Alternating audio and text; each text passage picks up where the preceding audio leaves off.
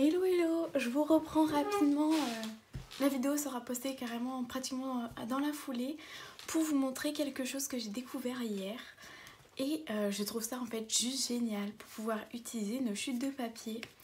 Donc je ferai une autre vidéo d'ailleurs là-dessus, comment j'arrive à utiliser mes chutes de papier, etc. Mais il y a une partie notamment que je coupe en carte de Project Life. Parce que je fais du Project Life et que ça m'aide beaucoup. Mais si vous ne faites pas de Project Life, ça peut très bien vous aider pour faire des découpes, etc. Pour des albums, pour faire des cartes. Enfin après, vous découpez vraiment à la taille que vous voulez. Moi, je découpe format Project Life. Et j'aime beaucoup aussi faire des albums de cette taille-là.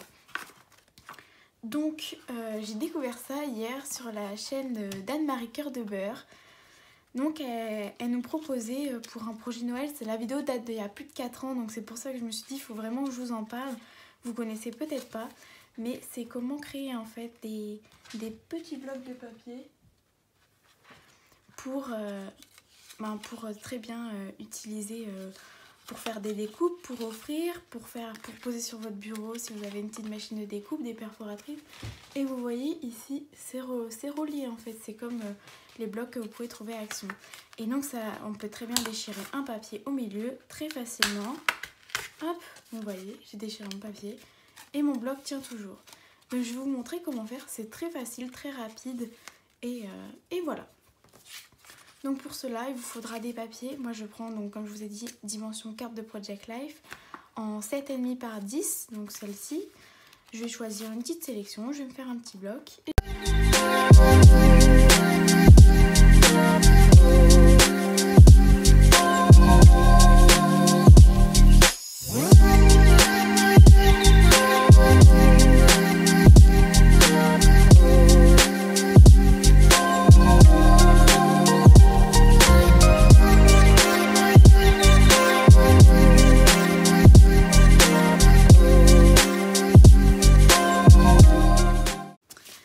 Donc voilà, je me suis fait une petite sélection.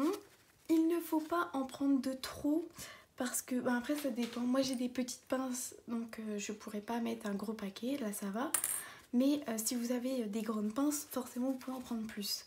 Donc il vous faut des pinces, hop, pince à linge aussi j'utilise, et de la colle. Moi j'utilise de la colle blanche.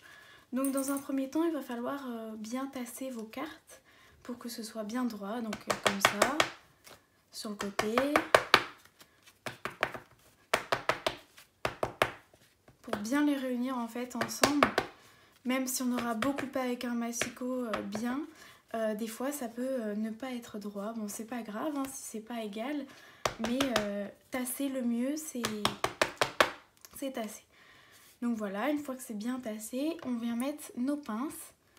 Donc moi j'en mets 2 de chaque côté, plus 2 pinces à linge en haut, là où j'ai placé ma colle.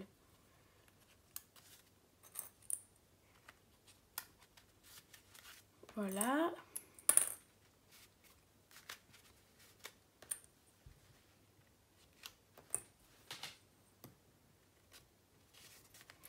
Et donc là, je viens mettre de la colle. Et en fait, j'utilise de la colle blanche parce que je pense, elle utilisait ça dans sa vidéo. J'ai pas testé avec de la colle transparente, mais au moins on peut voir si on en a mis bien partout. Et c'est vrai que celle-là, j'avais du mal à l'utiliser, donc ça me permet vraiment de l'utiliser et de pas gaspiller quoi. Ça fait plus d'1 an qu'elle est ouverte, faudrait peut-être la finir un jour. Donc voilà, vous en mettez bien partout, une bonne couche. Et après, donc une fois que ça c'est fait, avec votre doigt, vous allez venir bien étaler pour que ce soit blanc partout en fait.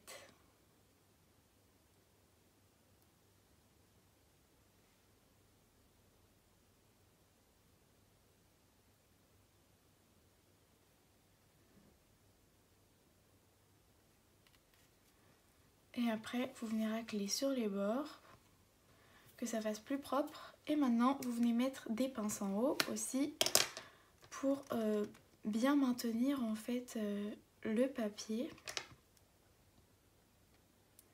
Et voilà, là vous aurez un petit bloc, vous attendez que ça sèche et puis une fois que c'est devenu transparent, et ben ce sera bon. Mon bloc il est où? Là. Donc après le rendu c'est comme ça quoi. C'est pas totalement transparent mais vous avez très bien compris.